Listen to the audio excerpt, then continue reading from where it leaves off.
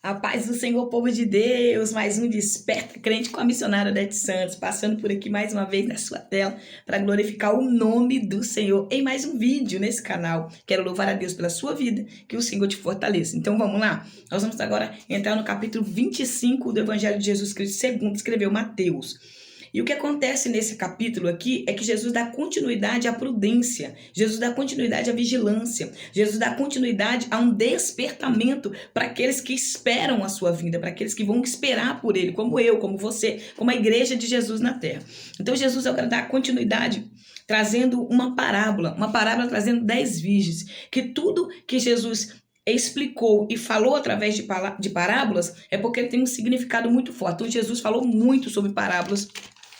E eu escrevi aqui sobre um pouquinho para a gente entender o que essa parábola das 10 virgens vai nos dizer. O azeite representa o Espírito Santo, a virgem representa a igreja, o noivo representa Jesus Cristo e o pai representa Deus Pai, né? Então a gente vai entender que essa parábola, ela tem um propósito.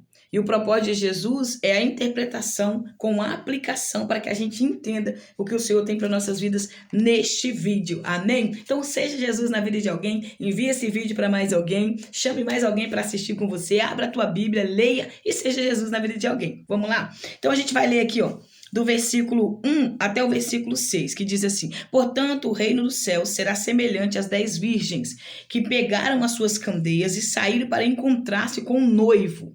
Versículo 2: 5 delas eram sábias, mas outras 5 eram inconsequentes. As que eram inconsequentes não pegaram suas candeias, não levaram óleo de reserva. Versículo 4: entretanto, as prudentes levaram óleo em vasilhas, junto com suas candeias. O noivo demorou a chegar, e todas ficaram com sono e adormeceram. Versículo 6 diz assim: à meia-noite, ouviu-se um grito: eis que vem o noivo, sai ao seu encontro. Lembrando que a tradução da minha Bíblia é King James atualizada. Então, o grito do arauto é o aviso do noivo pelo amigo Espírito Santo. Vamos lá? Só quem vai estar com o ouvido sensível vai conseguir ouvir o grito do noivo, vai conseguir ouvir o aviso através do Espírito Santo. 1 Pedro, capítulo 1, versículo 13, a palavra nos instrui e nos ensina que nós temos que estar com a nossa mente liberta, com a nossa mente limpa. Por quê? Porque a mente é o coração, né? Aqui dentro tem um órgão que bate, mas aqui é a consciência, é a mente, é o coração nosso. Então a gente precisa estar com isso aqui livre, liberto de tudo aquilo que nos apega aqui nesse mundo, de tudo aquilo que nos puxa para trás, que puxa para o passado, que puxa para viver as vidas práticas erradas, mas aqui a gente precisamos renunciar para viver o novo que Deus tem, para chegarmos à eternidade com Jesus. Então, o número 10 significa plenitude e perfeição no original. Então, a gente precisa entender o que Deus está falando conosco, que significa que foi ordenado, indicado e também a ordem perfeita é responsabilidade pessoal, como os 10 mandamentos. Então, o número 10 tem muita importância na palavra de Deus. Ó, nas 10 virgens, a gente vê aqui as 10 virgens, as 10 dracmas, a gente vê também exemplo como as 10 patriarcas. Antes do dilúvio, havia 10 nações. Então, a gente precisa entender que o número 10 é muito importante na palavra de Deus. Então, o que é ocupar territórios? A gente vai ver também que havia 10 nações que ocupavam o território, havia também as 10 pragas do Egito, é porque eu notei aqui para não me perder, que é muita coisa para a gente lembrar, né? Então, as 10 que excluem o ser humano, são 10 coisas que excluem o ser humano do reino de Deus. Eu posso falar aqui para você 10 coisas que nós praticamos que nos exclui do reino de Deus: fofoca, calúnia, difamação, roubo, mentira, prostituição, adultério, palavras ao contrário daquilo que vive, engano, é viver longe da vontade do Senhor, fora da prudência, assassinato, que já passou, assassinato, tudo aquilo que você imaginar de ruim, você pode fazer uma lista aí que não vai acabar, pode te afastar do caminho do Senhor. Então você precisa ter essa prudência de estar na vontade do Senhor. Por isso o significado do número 10 é isso: plenitude e perfeição. E a gente precisa estar ordenado, orientados e guiados por essa vontade do Senhor. Então vamos lá. Nessa parábola das 10 virgens, o Senhor usa o exemplo de 10 mulheres que eram virgens. Quem eram essas mulheres? Era a amiga da noiva. Essas mulheres eram aquelas que preparavam o caminho para que a noiva chegasse até o noivo, para que chegasse ao casamento judaico. O casamento judaico é feito de 3 partes, né? De três níveis. O primeiro é que o pai vai até a noiva, né, pedir a noiva para o filho. Ou o filho vai até a noiva e faz o pedido de casamento, leva um contrato com ele. A segunda parte é que ele vai fazer a festa para o noivado. E a segunda é o casamento. Então eu fiz aqui um voozinho alto aqui para você entender melhor. E eu vou ler aqui para você entender um pouco. Dá uma paradinha para você entender melhor. O casamento judaico, o noivo escolhia a sua noiva ou o pai, né? E até a noiva. Tanto que o casamento judaico dura 7 dias, que há apontamento, né? A gente vai entender que é para nosso banquete, para nossa festa com Jesus, que vai durar 7 anos. Então vamos lá. A sua noiva ou o pai, né? O noivo ia à casa da noiva, levava um contrato com ele, propondo o casamento e uma aliança de um noivado. Aliança significa pacto, né? É a noiva aceitar o casamento. O noivo coloca no contrato o valor que ele estava disposto a pagar, não poderia ser barato, teria que ser um valor bem alto, por isso que Jesus nos comprou com sangue, um valor altíssimo, deu a própria vida para nos salvar, nos resgatar do pecado. Então, depois de fazer isso, ele dava uma taça com vinho para a noiva, né? O vinho é o suco de uva, tá? Não é vinho bebida alcoólica, não. O suco de uva. Ele dava para a noiva, se ela bebesse aquele vinho, ela estava dizendo sim, aceito casar com você. Então, por isso que a palavra nos diz em João 15,16, que não foste vós que escolheste a mim, mas foi o Senhor que escolheu a nós. Então, a noiva era escolhida. Em seguida, o noivo dava um presente para ela, muito valioso, graça ou glória. E qual é o presente que nós recebemos? O Espírito Santo. O Espírito Santo que habita em mim e em você. E aí ele falava para ela, né? Eu vou preparar o lugar e volto para te buscar. O que Jesus falou conosco, né? Que ele foi preparar e volta para nos buscar. Em breve ele vai voltar para levar essa igreja. E aí ele ia preparar a câmara para poder voltar para buscar a noiva. Então ele ia preparar a câmara nupcial, que teria que ter provisões aproximadamente para 7 dias, porque ele passaria 7 dias festejando com sua noiva na câmara nupcial. Então assim era o casamento judaico.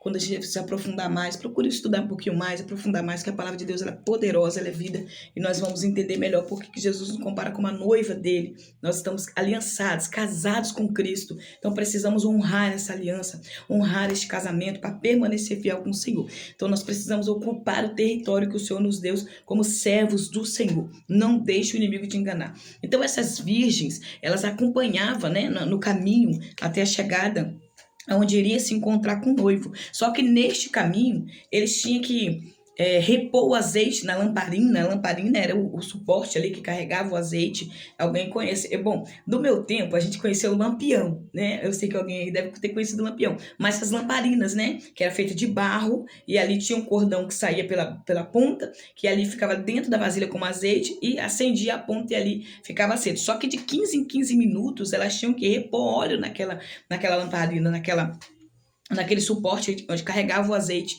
e não podia se esquecer para que não apagasse, porque o caminho era muito escuro. Lembrando que naquele tempo de Jesus, mais de 2000 anos atrás, não havia luz, não havia poste, então eles tinham que manter essas lâmpadas acesas. E a caminhada era muito estendida, era grande, era a pé a caminhada naquele tempo. Então chegava o tempo que elas se cansavam, porque todas elas trabalharam para que a festa acontecesse, elas trabalharam para que aquele momento ali chegasse. Então elas estavam cansadas, por isso que todas 10 vão dormir. Só que a diferença de dormir é que quando as 5 prudentes dormem, elas dormem preparadas.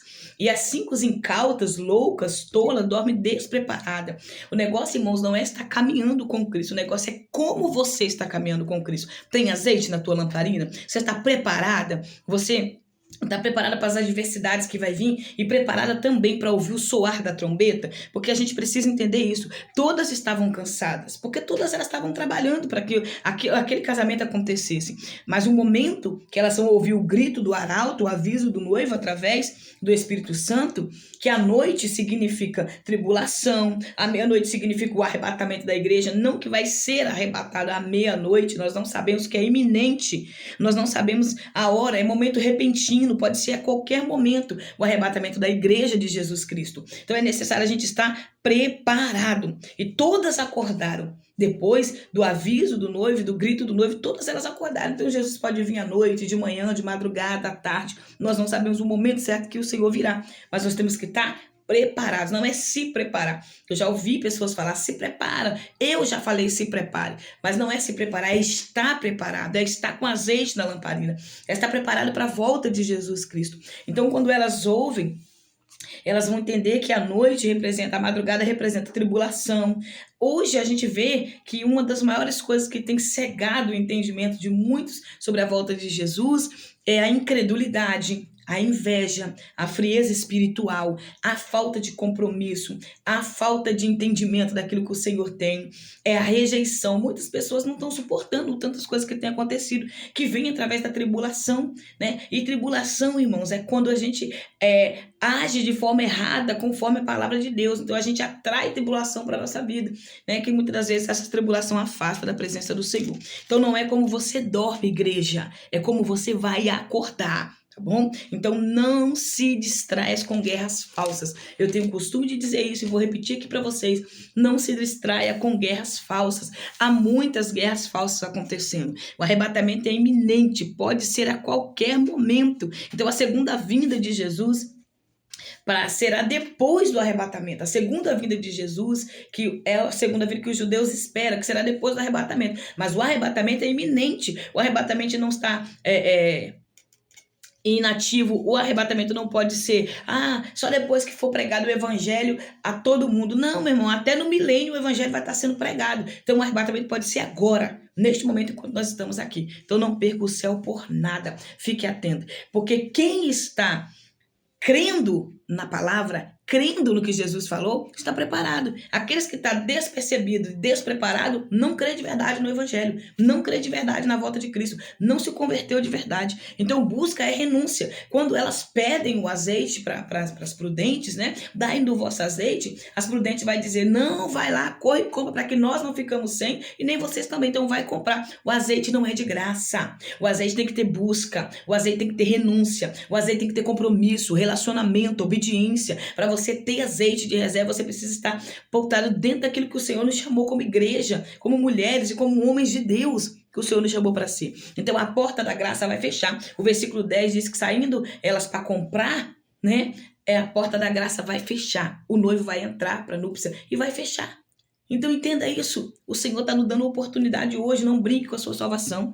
Agora, depois que a porta fechou, elas vão chamar ele de Senhor. Por que nos chamou de Senhor antes? Quantas pessoas, irmãos, não tem Jesus como seu Senhor? Porque quem tem Jesus como Senhor sabe que ele é o Salvador. E só através dele nós receberemos a oportunidade da salvação. Lembre-se, o arrebatamento é iminente. Então fique preparada a todo momento. O casamento, né, judaico, tem que ter o véu para cobrir. O véu significa pureza, o véu significa modesta, o véu significa um caráter santo, um caráter transformado, e é isso que o Senhor requer de mim e de você, que nós venhamos andar assim, né? Como mulheres santas nesse tempo, no meio dessa bagunça gospel, no meio dessa bagunça evangélica que está acontecendo aí, né? Porque tem muita gente que se diz ser evangélico, mas não conhece o evangelho, e nós como igreja conhecemos o evangelho e precisamos estar dentro daquilo que o Senhor falou. Então o Senhor, a partir do versículo 14 agora vai falar sobre os talentos. Ele vai dar dons, né, para a sua igreja, ele vai dar distribuindo segundo aquilo que eu vou suportar.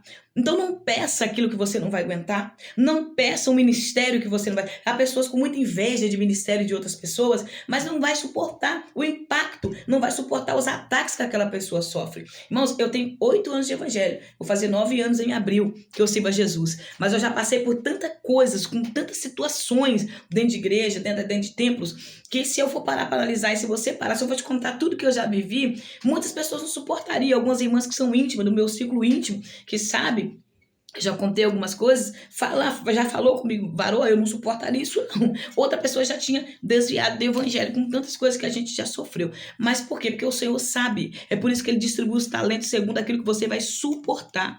Ele dá para cada um segundo aquilo que suporta. O versículo 14, digo também que o reino será como o Senhor, que sai de viagem e convoca os seus servos e confia-lhes os seus bens. Aqui, o reino de Deus é confiança. O reino de Deus é como Deus confiou o reino dele em nossas mãos. Então você carrega uma responsabilidade que não pode ser carregada nas costas, ou em bois, em cima de carro de bois, como Davi foi carregar a arca da aliança. Mas a presença de Deus nós carregamos sobre os ombros, com responsabilidade. O que havia recebido, 5 talentos, saiu imediatamente. Aqui foi um investimento, mas Deus dá segundo aquilo que você suporta.